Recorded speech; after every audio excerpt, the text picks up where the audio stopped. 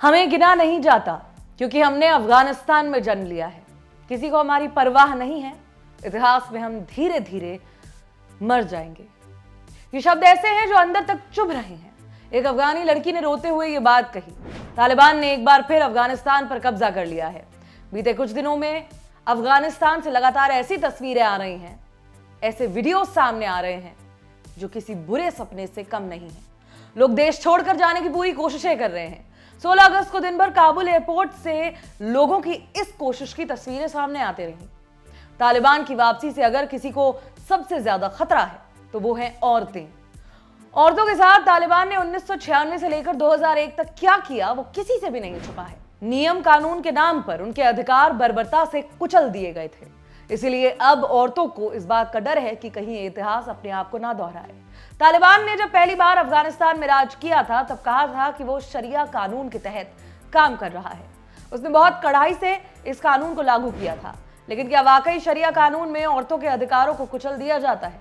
क्या है ये कानून जिसके दम पर तालिबान शासन करता है? जानेंगे आज की बड़ी खबर में। नमस्ते, मेरा नाम सोनाली है। आप देख रहे हैं दी ऑर्डिनरी शो। हमारे कल के एपिसोड में आपको बताया गया था कि किस तरह अफगानिस्तान की औरतों की जिंदगी 3 तस्वीरों में सिमटी हुई है। पहली तस्वीर तालिबान के शासन के पहले की, जहां अफगानिस्तान की औरतों के पास कई सारे अधिकार थे। दूसरी तस्वीर तालिबान के राज के दौरान की, जहां औरतों के अधिकारों पर बात तक नहीं होती थी। और तीसरी तस्वीर तालिबान के शासन के बाद की, जहां संविधान बना और औरतों को कई अधिकार दिए गए। औरतें तीसरी तस्वीर जी रही थी कि जोरदार झटका लगा। तालिबान ने अपने आक्रामक और हिंसक रवैये के बलबूते पर पूरे अफगानिस्तान पर कब्जा जमा लिया है। अब बन रही है चौथी तस्वीर जो धुंधली है। धुंधली इसलिए क्योंकि अभी तालिबान की नीतियों की सारी जानकारी सामने नहीं आई है। इस धुंधली तस्वीर में तालिबान के शासन के बुरे दौर का दंश झेल चुकी महिलाओं की चीखें शामिल हैं। औरतों को डर है कि कहीं फिर से उनके साथ वो सब ना हो जो आज से 20 साल पहले हुआ था। दरअसल तालिबान शरिया कानून के तहत काम करने का दावा करता है। पिछली बार जब वो पावर में आया था तो शरिया कानून का बहुत ही सख्त वर्जन लागू किया गया था। तब औरतों को न पढ़ने का अधिकार था, न नौकरी करने का, न बाहर जाने का, न खुलकर अपनी बात रखने का अधिकार था। उन्हें पूरा शरीर कवर करके रखना पड़ता था। बाहर जाना भी हो तो परिवार के किसी पुरुष रिश्तेदार के साथ ही बाहर जा सकती थी। ज्यादातर समय वो अपने घरों में कैद होती थी। 2001 के बाद तालिबान का प्रभाव अफगानिस्तान में कम होता गया और 2004 में नया संविधान इस देश में बना। कुछ साल काफी कुछ ठीक भी चला। इस बीच तालिबान खुद को और मजबूत करने में लगा रहा। ह्यूमन राइट्स वॉच ने तालिबान पर कुछ महीनों पहले एक रिपोर्ट जारी की थी। दरअसल साल 2020 के कुछ महीने बीतने के बाद अफगानिस्तान के काफी सारे इलाकों और प्रांतों में तालिबान का प्रभाव फिर से बढ़ने लगा था। इस रिपोर्ट में जनवरी 2019 से लेकर अप्रैल 2020 के बीच 138 लोगों के इंटरव्यूज लिए गए, जिनमें 120 लोग तालिबान से जुड़े हुए थे। जिसमें एक तालिबानी कमांडर ने कहा था, हम उन आदेशों का पालन करते हैं जो इस्लाम और शरिया के आधार पर होते हैं, और अगर ये आदेश इस्लाम और शरिया के खिलाफ हो तो हम इसे नहीं मानते। अगर हमारे नेता लड़कियों की शिक्षा को अलाउ करते हैं तो हम इससे सहमत नहीं हैं और हम इन आदेशों को नहीं मानते। साफ है, तालिबान शरिया कानून को ही मानता है। लेकिन अब जब तालिबान दोबारा पावर में आया है तो वो अपना चेहरा थोड़ा अलग तरीके से भी पेश करने की कोशिश कर रहा है। उसके नेता ऐसे बयान दे रहे हैं मानो वो ये बात बता रहे हों कि वो प्रोग्रेसिव अप्रोच रखना चाहते हैं। जैसे तालिबान प्रवक्ता जैबुल्ला मुजाहिद ने इंडिया टुडे टीवी से कहा, महिलाओं को शरिया नियम कानूनों को मानते हुए काम करने की आजादी होगी। बच्चों को भी पढ़ाई की इजाजत मिलनी चाहिए। अफगानिस्तान में बेहतर शिक्षा की जरूरत है। यहाँ पर भी तालिबान ने शरिया कानून का जिक्र किया। माने इस बार भी काफी गुंजाइश है कि शरिया कानून को मानते हुए भी तालिबान शासन करेगा। सवाल उठता है कि ये कानून आखिर है क्या? तालिबान जो जो चीजें महिलाओं के खिलाफ करता है, क्या वो सच में शरिया कानून में शामिल है? इन सवालों का जवाब जानने के लिए हमारे साथी नीरज ने बात की 3 एक्सपर्ट से। एक है जिया उस्सलाम, जो द हिंदू के एसोसिएट एडिटर है। दूसरी है मुस्लिम धर्म विशेषज्ञ और सीनियर जर्नलिस्ट शीबा फहमी। तीसरी है जामिया में डिपार्टमेंट ऑफ इस्लामिक स्टडीज के प्रोफेसर जुनैद हारिस। सुनिए इन्होंने क्या कुछ जवाब दिए। Sharia is the Islamic law of jurisprudence, जो इस्लाम का कानून है, हजरत मोहम्मद सल्लल्लाहु अलैहि वसल्लम के समय से जो आया है और उनके बाद जिस तरीके से खलीफाओं के समय में और हदीस के ज़रिए जो हमारे पास आया है, हम उसी को इस्लामिक कानून मानते हैं। और इस कानून में पुरुषों के, महिलाओं के, शादी के, तलाक के, हर प्रकार के कानून हैं। आप तिजारत कैसे करें, रोज़ाना का बिजनेस कैसे करें, पड़ोसी के अधिकार क्या हैं, हर चीज़ के बारे में इसमें है। और इसी के तहत ये कानून आजकल बार बार मीडिया की स्पॉटलाइट में आ रहा है। जब पिछली बार तालिबान ने अफगानिस्तान पे अपनी हुकूमत की थी, सरकार बनाई थी, तो महिलाओं के अधिकारों का बहुत उल्लंघन किया था। और उनका इस्लाम का वो वाला इंटरप्रिटेशन था जो कि किसी भी प्रकार से जो इस्लामिक स्कूल होते हैं, आप हनफी देख लीजिए या हम्बली स्कूल या शाफी मलकी, कहीं पर भी उसकी इजाज़त नहीं थी, कहीं पर भी उसको आप सही नहीं बता सकते थे। जैसे आप लड़कियों को स्कूल जाने से मना करें जब उनकी प्यूबर्टी शुरू हो जाए, या औरतों को बाहर सड़क पे आने से या काम करने से दफ्तरों में मना करें। इस्लाम में इस चीज़ की कहीं न कहीं पर भी गुंजाइश नहीं है। इस्लाम ने पहली बार औरत को राइट टू लाइफ दिया। जब फीमेल इन्फेंटिसाइड को कुरान ने बुरा कहा, बहुत बुरी तरह से इसको कहा, और ये कहा कि वो आदमी जन्नत ना जाएगा जो कि अपने बच्चों को भूखमरी के कारण मार दे, या इसलिए वो लड़की को मार दे कि वो लड़की होने वाली है। आपको ये पता चल रहा है, लड़की पैदा होने के बाद उसको फौरन दफना दिया जाता था एक समय में। तो क्या कहा जाता है कि वो लड़की आपसे क़यामत के दिन पूछेगी, मुझे किस गुनाह में आपने मम्मी पापा मारा था। तो इस्लाम ने पहले राइट टू लाइफ दिया वुमेन को। उसके बाद कुरान कहता है रब्बी ज़िदनी इल्मा, जिसका कि इंग्लिश में अनुवाद होता है O lord increase me in knowledge, ईश्वर मुझे आप और ज़्यादा इल्म दीजिए और ज़्यादा शिक्षा दीजिए। तो ये जो आयत है ये मर्दों और औरतों दोनों पे लागू होती है। तालिबान का जो ये इंटरप्रिटेशन है ये बहुत ज़्यादा उनका concocted and male centric interpretation है। एक पेट्रियार्कल सोसाइटी का बहुत ही भद्दा नमूना उन्होंने पिछली बार पेश किया था। उम्मीद और दुआ करूंगा कि इस बार वो ऐसा आतंक और ऐसा जबरन चीज़ें औरतों पे नहीं करें। शरिया की जब हम बात करते हैं तो हमें समझना होगा कि एक चीज़ है शरिया विद कैपिटल एस और एक चीज़ है sharia with small S. Sharia with capital S क्या है? वो ये है कि इस्लाम में कुछ तरीक़े, कुछ डायरेक्टिव्स दिए गए हैं, कुछ वैल्यूज़ दी गई हैं ज़िंदगी गुजारने के लिए, जो हमें कुरान से मिलती हैं और प्रॉफिट की लाइफ से मिलती हैं, जिसको हम सुन्ना कहते हैं। तो वो सुन्ना और कुरान के डायरेक्टिव्स को मिला करके जो कानून बनाए जाते हैं, डिफरेंट एडमिनिस्ट्रेशन जब उनको इंटरप्रेट करते हैं और उनको क्रिस्टलाइज करते हैं कानून के फॉर्म में, उनसे जो कानून बनते हैं वो शरिया विद स्मॉल एस है। और जो कुरान में अपने प्योर फॉर्म में एक डायरेक्टिव है, एक वैल्यू है, वो शरिया विद कैपिटल एस है। हर मुल्क ने, जो मुस्लिम मुल्क हैं और हर मुआशरे ने मुसलमानों के, वो अपने अपने तरह से उस शरिया को अपने यहाँ लागू किया है। और वो जो स्मॉल एस वाला शरिया है वो कई तरह का, उसमें बड़ी विविधता है। जैसे सऊदी अरब और ईरान दोनों इस्लामिक मुल्क हैं। सऊदी अरब में जो पाबंदियां हैं, बहुत तरह की पाबंदियां हैं। अभी थोड़े साल पहले तक सऊदी अरब में महिलाएं ड्राइविंग के हक के लिए लड़ रही थी, जाने दे रही थी। और ईरान में ट्रक ड्राइवर और टैक्सी ड्राइवर औरतें हमेशा से रही, इस्लामी कानून आने के बाद जब इस्लामिक क्रांति हुई वहाँ पे। तो ये फ़र्क है कि शरिया बहुत तरह का है। भारत के अंदर मुसलमान जो रहते हैं उन सब का अपना अपना, शिया का शरिया अलग है, सुन्नी का अलग है, वहाबी का अलग है, देवबंदी का अलग है। इस तरह से तमाम तरह के इंटरप्रिटेशंस हैं। तो उस शरिया को इस शरिया से हमें फ़र्क करना ज़रूरी है। तालिबान एक ज़िद्दी इर्रेशनल किस्म के एक गिरोह है जो अपने आप को किसी भी तरह मनवाना चाहता है। महिलाओं के अधिकारों की जब हम बात करते हैं तालिबान के हवाले से, तो हम पता है थोड़ा सा ये पैचवर्क जैसा है, लेकिन इससे ज्यादा जुल्म तो वो मर्दों के साथ कर रहे हैं। महिलाओं को तो वो सिर्फ सेग्रीगेशन के नाम पर शिक्षा के किसी स्तर पर जाने से रोकते हैं, मतलब इनिशियल एजुकेशन।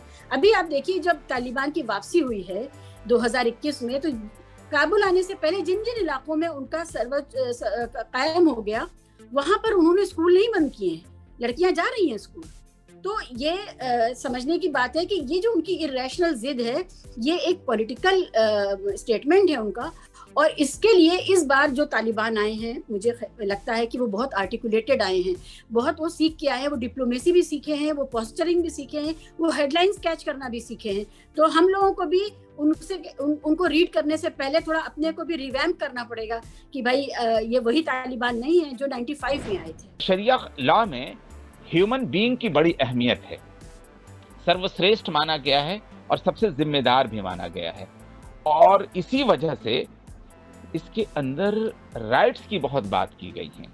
इंडिविजुअल राइट्स से लेकर के चाहे जितने ह्यूमन बीइंग हैं उनके राइट्स, नेचर के भी राइट्स, जानवरों के भी राइट्स, और सबकी जिम्मेदारी ह्यूमन बीइंग को दी गई है, इंसान को दी गई है। ये मैं समझता हूँ कि ये शरिया वो है, और शरीयत के अंदर बुनियादी जो चीज़ कह सकते हैं वो ये है कि इज्जत, आबरू, जान, माल की हिफाजत इसका मकसद है, और सबसे ज़्यादा जिस चीज़ पर जोर दिया गया है कि हर चीज़ के साथ जस्टिस हो सके, इंसाफ हो सके। चीज़ें औरतों के हवाले से आई थीं, अगर तालिबान वाकई उसको नाफिज करता है, जैसे पाबंदी लगा देना पढ़ने पर, लिखने पर और बाकी बहुत सारी चीज़ों पर, उनके राइट्स पर, तो ये शरीयत कैसे है? ये तो शरीयत नहीं है ना। देखिए, अगर मैं समझता हूँ, मुझे आपसे ये शेयर करना चाहिए कि इस्लाम ने जो राइट्स दे रखा है, यानी शरीया ने जो राइट्स दे रखा है, अगर तालिबान कहता है कि वो शरीया लॉ अपने यहाँ लागू कर रहा है, उसे देना पड़ेगा। वो क्या है, ये जानना चाहिए।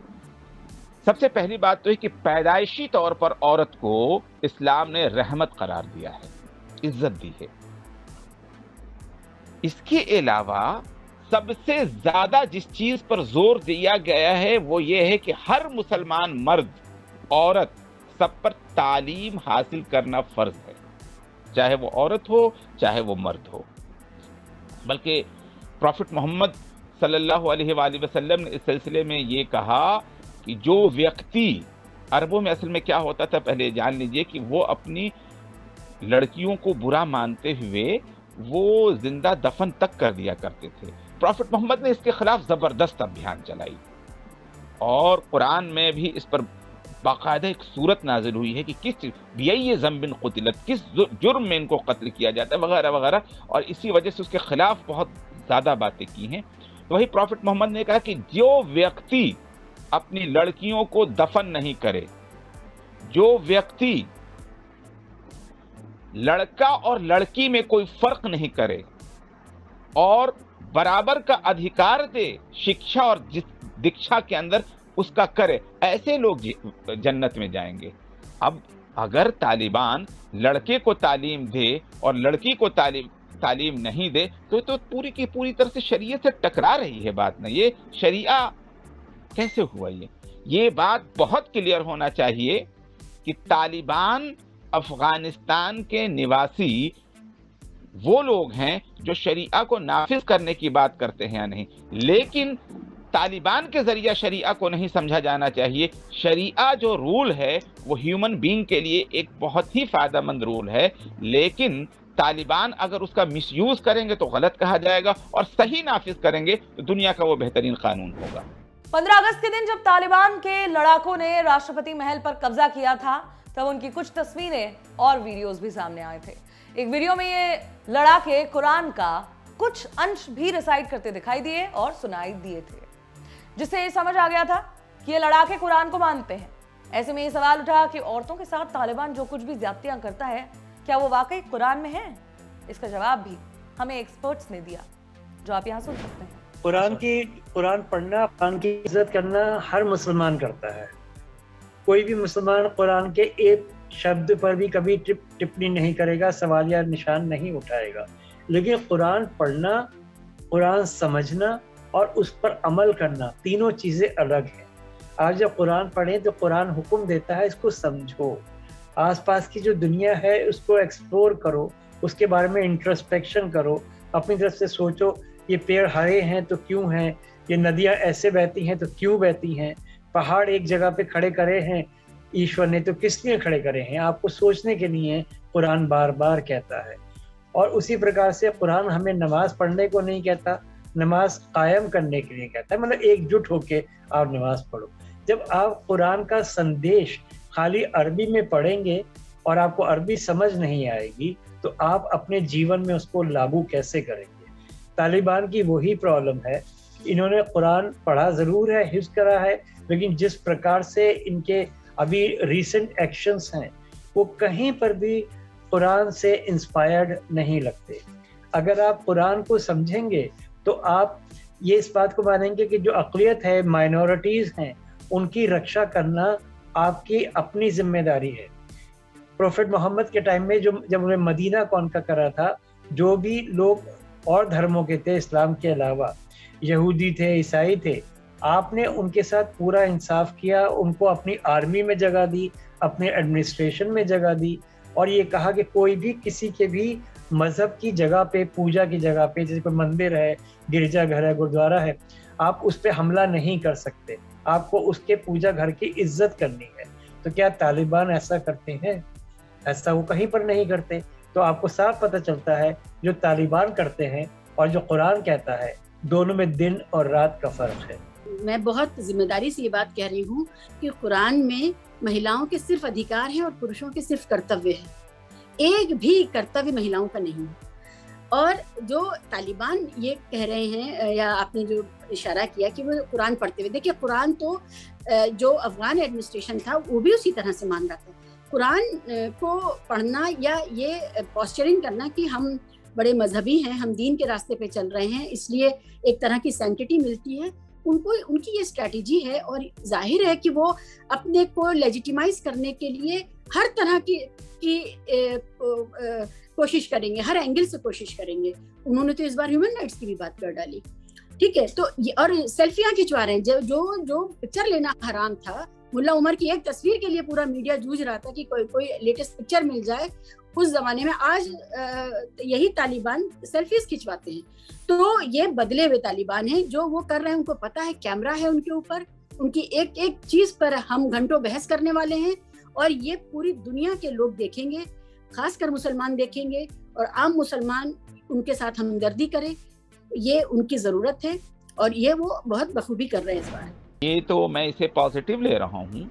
अगर वो कुरान पाक को अपना दस्तूर बना रहे हैं, अगर अपने कॉन्स्टिट्यूशन का सबसे अहम हिस्सा करार दे रहे हैं, तब तो ऐसी सूरत में औरतों के साथ उनको इंसाफ करना पड़ेगा। कुरान क्या कहता है? कुरान कहता है कि मर्द और औरत के बारे में कहा कि मिन नफ्सिन वाहिदा, एक नफ्स से दोनों को पैदा किया है, मर्द और औरत में कोई फर्क नहीं किया। फिर मर्द और औरतों दोनों के जरिए ह्यूमन बीइंग आगे बढ़ा। मतलब ये कुरान का अप्रोच है। ये बाकायदा अगर मैं आपको वो आयत सुनाऊं जो कहा गया है कुरान के अंदर, तो कहा गया कि बाकायदा कुरान की आयत है कि या अय्युहन नास इत्तकू रब्बकुम, ऐ लोगो अपने रब से डरो, अल्लज़ी खलक़कुम मिन नफ्सिन वाहिदा, जिसने तुम सबको किस चीज से पैदा किया है? एक नफ्स से, एक सोल से पैदा किया है। वखलक मिनहा ज़ौजहा, और उसी से उसकी बीवी को भी बनाया है, उसके जोड़े को भी बनाया है। वबस्स मिनहुमा रिजालन व निसाअन, और इसी के जरिए मर्द और औरत को फैला रखा है। यानी कोई फर्क नहीं है मर्द और औरत में पैदाइशी तौर पर। तो किस बुनियाद पर औरतों को अलग करेगा वो? अगर कुरान को मानेगा तो ये आयतें हैं ना हमारे सामने। मैंने आपसे बताया तालीम के सिलसिले में जो बुनियादी सवाल होता है कि तालीम से रोकने वाली बात, तो तालीम के सिलसिले में तो कहा ही कि भाई जन्नत में वही लोग जाएंगे जो कि मर्द और औरत में, लड़का और लड़की में फ़र्क नहीं करें, बल्कि दोनों के शिक्षा और दीक्षा का बराबर का इंतजाम करें, कोई फ़र्क नहीं करें। शरिया नियम कानून के नाम पर तालिबानियों ने औरतों पर जितने जुल्म किए, उनके अधिकारों को जिस तरह से कुचला, उनका हिसाब लगा पाना मुश्किल है। लेकिन ये जानना भी बेहद जरूरी है कि जिस धर्म के नियमों का हवाला देते हुए तालिबानी ये सारे कुकर्म करते हैं, वो धर्म और उससे जुड़ी किताबें औरतों के अधिकारों और आजादी के मुद्दे पर असल में क्या कहता है, इसका जवाब भी हमें एक्सपर्ट्स ने दिया। सुनिए। जिस समय हजरत मोहम्मद पैदा हुए थे उस समय आप अरब की सोसाइटी देख लीजिए, ये भारत की या और देशों की सोसाइटी देख लीजिए, औरत के पास कोई अधिकार नहीं होते थे। Even right to life was not there. Islam gave women the right to life, the right to education, right to conduct matrimonial alliances of their own choice, gave women the right to property। ये सारे अधिकार इस्लाम ने दिए। आप ये सोचिए, औरतों को और पुरुषों को एक समान रखा। अगर मर्द एक खेत पे पूरे दिन काम करता है और उसको 100 रुपए मिलते हैं, औरत को भी इस्लाम में उसी काम के 100 रुपए मिलेंगे, पूरे दिन काम करने के, अलग नहीं मिलेंगे। लेकिन पश्चिमी सभ्यता में ये चीज आज भी पूरी नहीं है। मैं आपका ध्यान दिलाना चाहूंगा, 2005 में विंबलडन टेनिस चैंपियनशिप में, जो इंग्लैंड में हमारे पूरे विश्व भर की सबसे बड़ी टेनिस चैंपियनशिप मानी जाती है, 2005 में उस समय की नंबर 1 टेनिस प्लेयर विमेन की अमेरिका की खिलाड़ी थी वीनस विलियम्स। उन्होंने विंबलडन के बोर्ड ऑफ डायरेक्टर्स के सामने एक प्रेजेंटेशन रखा, जिसमें उन्होंने उन सब डायरेक्टर्स से अपील करी, उन सब से गुजारिश करी कि आप महिलाओं को भी उतने ही पैसे दीजिए जितने आप पुरुष खिलाड़ियों को देते हैं। उन सबको बताया कि देखिए, अगर आपकी कोई बेटी हो, वो बचपन से मेहनत करके दिन रात एक करके इस लेवल पे पहुंचेगी, और आपका एक बेटा हो जो कि उतनी ही मेहनत करता हो और इसी लेवल पे पहुंचे और उसको ज्यादा पैसे मिले और औरत को कम मिले, तो क्या होगा। तब ये बात दुनिया की नंबर 1 टेनिस प्लेयर को 2005 में विंबलडन के डायरेक्टर्स को समझानी पड़ी। उसके बाद 2007 में पुरुषों को और महिलाओं को एक ही पैसा मिलना शुरू हुआ विंबलडन में। लेकिन इस्लाम ने ये चीज अब से 1400 साल पहले महिलाओं को दे दी थी कि उनको उतना ही पैसा मिलेगा जितना मर्द को मिलेगा एक काम का। महिलाओं को उतना ही अधिकार है शिक्षा पाने का जितना पुरुषों को है। महिलाओं को जमीन जायदाद खरीदने का उतना ही अधिकार है जितना पुरुषों को है। कुरान में अधिकार सारे महिलाओं के हैं, कर्तव्य सारे पुरुषों के हैं। एक भी कर्तव्य महिलाओं का नहीं। महिलाओं को अधिकार है कि अपनी रोजी रोटी कमाएं, अपने बाप की जायदाद में हिस्सा लें, अपनी माँ की जायदाद में हिस्सा लें, अपने भाई से हिस्सा मांग लें, अपने बेटे से हिस्सा ले लें। लेकिन ऐसी महिला जो 5 स्रोतों से पैसा जमा कर सकती है या जायदाद जमा कर सकती है, उसका एक भी फर्ज नहीं है, आर्थिक फर्ज नहीं है कि वो परिवार का आर्थिक मदद करे या हस्बैंड की आर्थिक मदद करे, या उससे कोई किसी भी आधार पे ले सकता है। यानी कि अगर एक महिला, मान लीजिए पति पत्नी है और महिला के पास ज्यादा धन है और ज्यादा अच्छी नौकरी है, सैलरी है, और पति के पास उससे आधी से भी कम है, तो भी जब अगर सेपरेशन होता है तो देना पति को ही पड़ेगा। पति उससे ये नहीं कह सकता। आज का भारतीय कानून ये है कि पत्नी ज्यादा कमा रही है तो पत्नी से पति को मिलेगा। ये आज का भारतीय कानून है 21वीं सदी का, जो अभी ताजा बनाया गया है, हिंदू पर्सनल लॉ में है। मुसलमान औरत कितनी भी अमीर हो, कितनी भी रईस हो, उसका कोई आर्थिक जिम्मेदारी इस्लाम नहीं देता। दूसरी बात, मैंने आपसे बताया कि एजुकेशन के लिए, इल्म के लिए बराबरी है। बिल्कुल जेंडर ब्लाइंड है ये आदेश कि आप इल्म के लिए कहीं भी जाएं, बिल्कुल जेंडर ब्लाइंड है, किसी भी जेंडर के हुआ।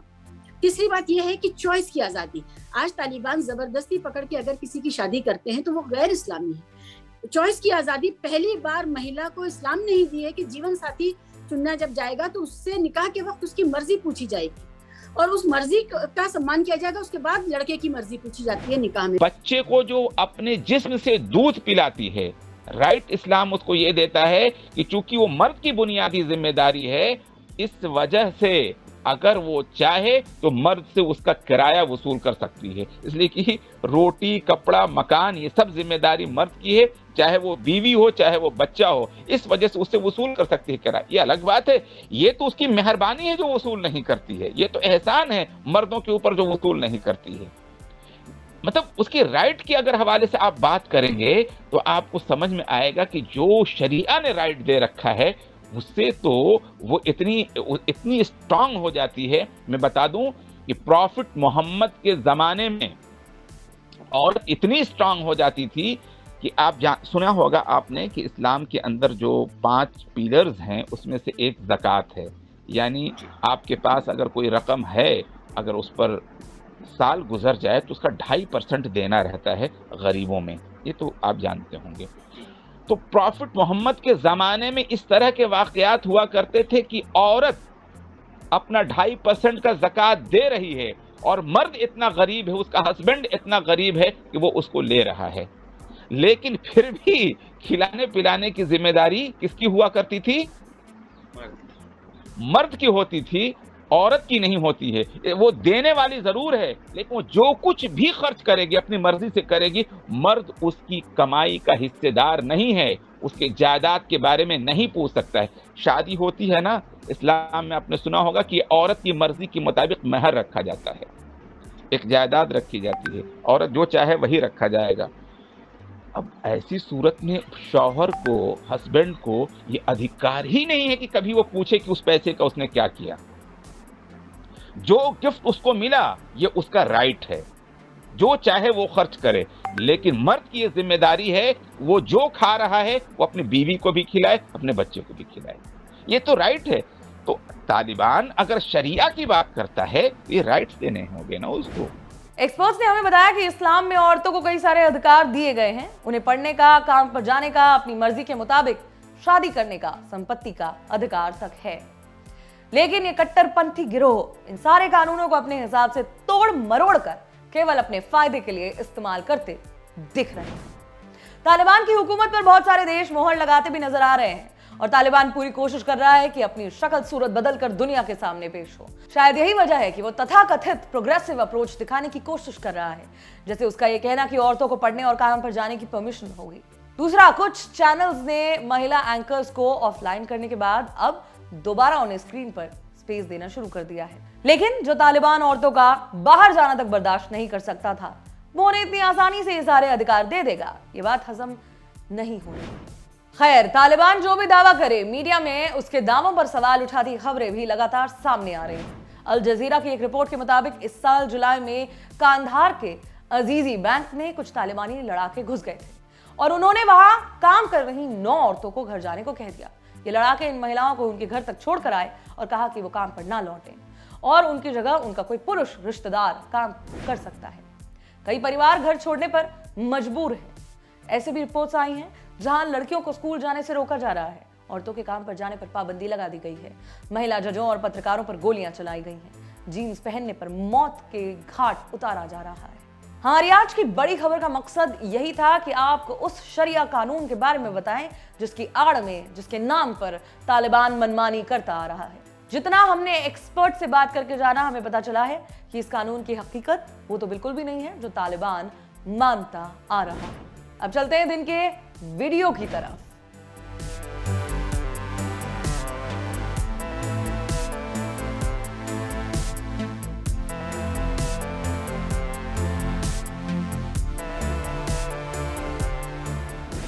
ये लड़कियां अफगानिस्तान की हैं। भारत अफगानिस्तान एक्सचेंज प्रोग्राम के तहत अहमदाबाद की गुजरात यूनिवर्सिटी में पढ़ने के लिए आई थी। इनका परिवार अफगानिस्तान में ही है और अब इन लड़कियों को अपने परिवार की फिक्र है। इंडिया टुडे की रिपोर्टर गोपी ने इन लड़कियों से बात की। उनका कहना है कि अगर अब वो अफगानिस्तान वापस जाती हैं तो उन्हें मार दिया जाएगा, क्योंकि तालिबान कभी लड़कियों की पढ़ाई को नहीं मानता। एक लड़की ने बताया कि उसकी बहन अस्पताल में काम करती है, लेकिन उसे 3 दिन से घर से बाहर नहीं निकलने दिया गया। ये लड़कियां रो रही हैं, उन्हें अपनी छोटी बहनों की फिक्र है, उन्हें डर है कि पता नहीं अब उनके साथ आगे क्या होगा। आप भी इन लड़कियों की परेशानी सुनिए। अभी तो अफगानिस्तान जाने का कोई रास्ता ही नहीं है और ये कि पीएचडी खत्म हो जाएगा। अभी तो ये भी हमारे पास टेंशन है कि ये पीएचडी खत्म हो जाएगा कि नहीं हो जाएगा, क्योंकि हम स्कॉलरशिप में और ये नहीं पता स्कॉलरशिप का, क्योंकि ये तो 2 गवर्नमेंट के बीच ही होता है स्कॉलरशिप्स। अभी ये स्कॉलरशिप कंटिन्यू होगा नहीं होगा, आगे जाके हमारा पीएचडी का क्या होगा, फर्स्टली ये बात है। और वापस अफगानिस्तान का तो जाने का कोई सवाल ही नहीं बनता है। जब उनके बारे में सोचते हैं तो ये सोच कर उनके बारे में सोचते हैं कि लाइक अगर अभी हम वहाँ होते तो हमारा क्या हालात होता। जो ड्रीम्स, जो ओप उन्होंने लेकर ये 20 साल हम लोगों ने साथ में वो 20 साल बिताए, हम लोगों के पास बहुत ख्वाब थे, बहुत आरज़ू थे और वो सब कुछ ख़त्म हो गया अभी। और we really don't know आगे जाके उनके साथ क्या होगा अफगानिस्तान में। We are too much worried because my mom, she is working outside now. They are in home. My small sisters, they are going to school, but they are staying now in the home. They can't go outside. Like I'm too much worried. ये था दिन का video. अब हम आपको कुछ और अहम खबरों से रूबरू करवाएंगे।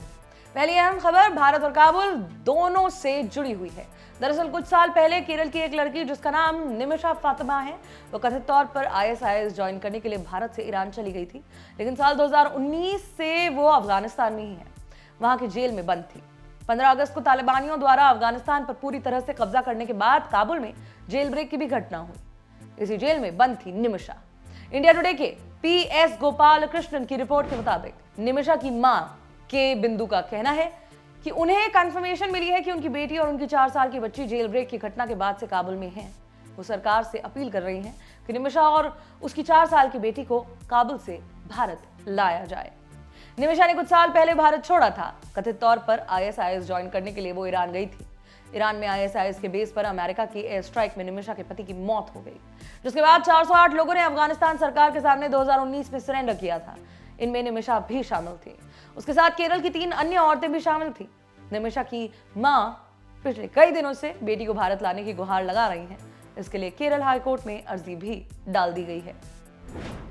अगली अहम खबर में हम बात करेंगे केरल हाईकोर्ट के एक फैसले की। ये कोर्ट बीते कई दिनों से महिलाओं से जुड़े काफी अहम फैसले सुना रहा है, इसलिए इसकी काफी तारीफें भी हो रही हैं। अभी तारीफ इसलिए क्योंकि हाल ही में कोर्ट ने सिंगल मदर को लेकर अहम फैसला लिया। लाइव लॉ की रिपोर्ट के मुताबिक यह फैसला 16 अगस्त को सुनाया गया। केरल हाईकोर्ट ने कहा कि बाहरी साधनों से मां बनी महिला को बच्चों के जन्म या मृत्यु के रजिस्ट्रेशन के लिए उसके पिता का नाम बताने के लिए मजबूर नहीं किया जा सकता। कोर्ट ने कहा कि ऐसा करने से महिला और बच्चे की गरिमा के अधिकार का हनन होगा। रिपोर्ट के मुताबिक इस पूरे मामले के संबंध में एक महिला ने केरल हाईकोर्ट में याचिका डाली थी। इस याचिका पर सुनवाई करते हुए कोर्ट ने कहा कि IVF के जरिए मां बनी महिला को बच्चे के रजिस्ट्रेशन के लिए अलग फॉर्म देना चाहिए। कोर्ट ने कहा कि भले ही सिंगल पेरेंट द्वारा दी जाने वाली जानकारी गोपनीय रखी जाती है, लेकिन ऐसी जानकारी मांगना भी गरिमा के अधिकार का हनन है। महिला ने अपनी याचिका में कहा था कि बच्चे के पिता का नाम बताने से उसकी और उसके बच्चे की निजता का हनन होगा। महिला ने यह याचिका प्रेगनेंसी के 8वें महीने में डाली थी। कोर्ट ने कहा कि अकेली महिलाओं को मां बनने का अधिकार इस देश का कानून देता है। ऐसे में उन्हें अतिरिक्त जानकारी देने के लिए मजबूर नहीं किया जा सकता है। यह था आज का ऑर्डिनरी शो। आपको कैसा लगा जरूर कमेंट करके हमें बताइएगा। आप हमें theordinaryshow@gmail.com इस आईडी पर मेल भी कर सकते हैं। इसके अलावा हमारे सारे सोशल मीडिया हैंडल्स की जानकारी डिस्क्रिप्शन में दे दी गई है। आप वहां से हमें फॉलो और लाइक जरूर करें। शुक्रिया।